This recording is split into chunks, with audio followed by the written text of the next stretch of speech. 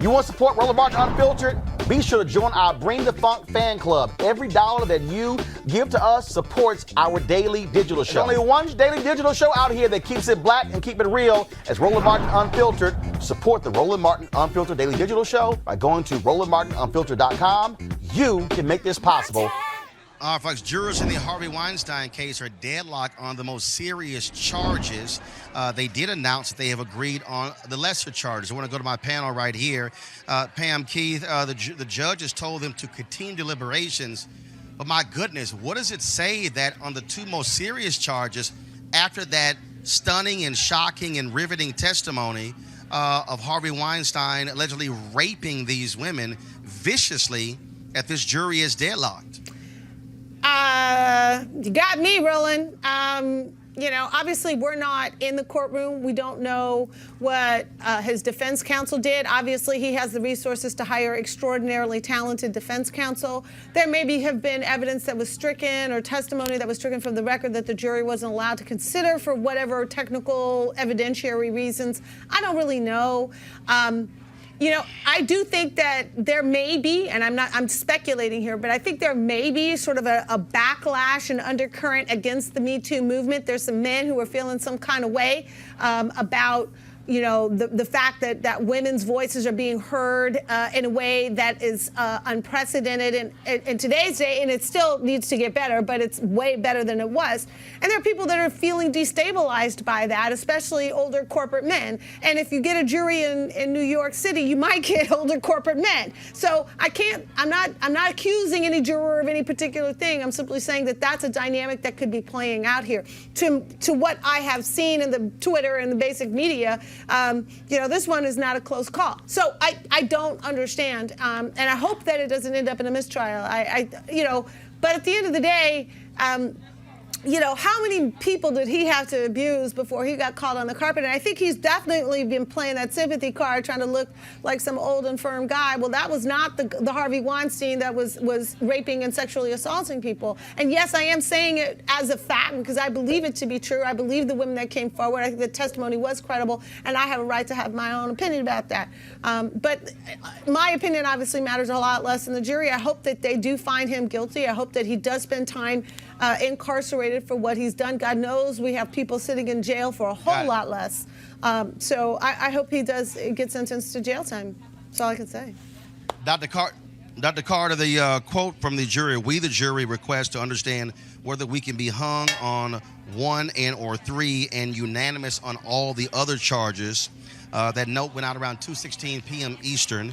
And what the judge said was any verdict you return, whether guilty or not, must be unanimous. If you cannot reach a unanimous agreement on a particular count, you cannot return a verdict on that count, and a new trial will have to be scheduled before a different jury. Your thoughts on this? Well, I think this is, partly probably what he was hoping for. And again, as Pam said, he's been coming in there in a walker and looking slack and not like this sort of man who would pounce on someone, right, the predator that he is or that he was alleged to have been.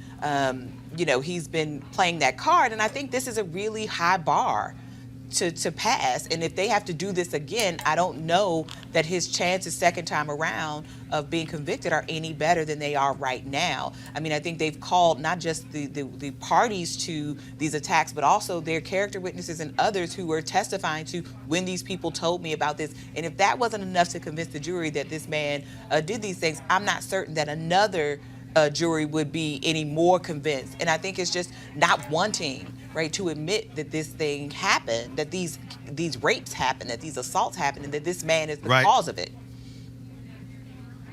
Lauren Victoria Burke, first of all, we do know that was a of course hung jury in the first trial against Bill Cosby. He was convicted by the second trial. Mm-hmm. If this jury convicts him on the lesser charges, if they convict him on the lesser charges, they can still retry him on the most serious charges. Right. That can also happen. Yes. Right, and I think that it's Me Too is an interesting situation. Obviously, I think that even if you didn't know the details of this case, your assumption would be if you can't convict on this, you can't convict on anything. I've actually been listening to a podcast by two Irish journalists, Phil and McAllier and and McElhaney, and they have actors reenacting the day's testimony. It's really good. It's actually Roland called Harvey Weinstein Trial Unfiltered. So it's a really good podcast. And because I've had clients that have dealt with the Me Too issues, I've sort of studied a bunch of Me Too related issues. Frankly, I do think the Me Too movement is certainly well-intentioned and long overdue. It centers women in a way that women have never been centered in history. But I do think it's also dangerous to due process, specifically for black men who are disproportionately adversely impacted by the criminal justice system, particularly with regard to sex crimes. So, having said that, I think that the testimony of Jessica Mann, who is the main, one of the main accusers, is where it gets problematic, and I think why the jury might hang. She clearly was assaulted by Harvey Weinstein, but the problem is that she keeps up a consensual relationship with him later, and that I think is going to cloud the jury's judgment a little bit, unfortunately. Actually, to me, the most important testimony was the actress Annabella Sciorra. Sure. She was backed up by Rosie Perez. I actually think without Rosie Perez, she was still incredibly credible. Unfortunately, the statute of limitations passed on her case, but that case alone, even though the jury is instructed not to pay attention because she's a Molyneux witness, it's still extremely important. And when they asked to read back Annabella's testimony, I thought, okay, he's going down on all counts. But I am a little bit shocked that they're hung on things like, criminal sexual assault. I mean, that should be a pretty easy one. So we'll see what happens. The judge obviously admonished them to be unanimous, and in that, I think they will find him guilty on the more serious counts. Well, again, we'll certainly see. We'll certainly wait for that jury's decision. All right, folks, back to our Roland Martin Unfiltered video in just one moment. All right, so a lot of y'all always asking me about some of the pocket squares that I wear. Now, Robert don't have one on. Nope. Now, I don't particularly like the white pocket squares. I don't like even the silk ones. And so I was reading GQ magazine a number of years ago, and I saw this guy who had this pocket square here, and it looks like a flower. This is called a Shibori pocket square. This is how the Japanese manipulate the fabric to create this sort of flower effect. So I'm going to take it out and then place it in my hand so you see what it looks like. And I said, man, this is pretty cool. And so I tracked down, it took me a year to find a company that did it. And so they basically about 47 different colors. And so I love them because, again, as men, we don't have many accessories to wear, so we don't have many options. And so this is really a pretty cool pocket square. Now, what I love about this here is you saw when it's in the pocket, it gives you that flower effect like that. But if I wanted to also, unlike because if I flip it and turn it over, it actually gives me a different type of texture. And so therefore it gives me a different look. So there you go. So if you actually want to get one of these Shibori pocket squares, we have them in 47 different colors. All you got to do is go to RolandSMartin.com/pocket squares. All right, so first of all, that graphic is way too small. So tomorrow we're going to run it right down here all across the screen. So it's RolandSMartin.com/pocket squares. All you got to do is go to my website and you can actually get this. Now, for those of you who are members of our Bring the Funk fan club, there's a discount for you to get our pocket squares. That's why you also got to be a part of our Bring the Funk fan club.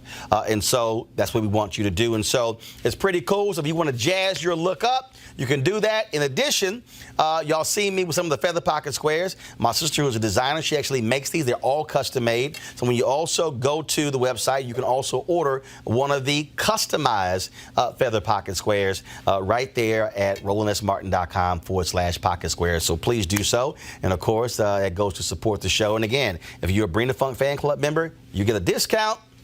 This is why you should join the fan club. Now back to your Roland Martin Unfiltered video. You want to check out Roland Martin Unfiltered?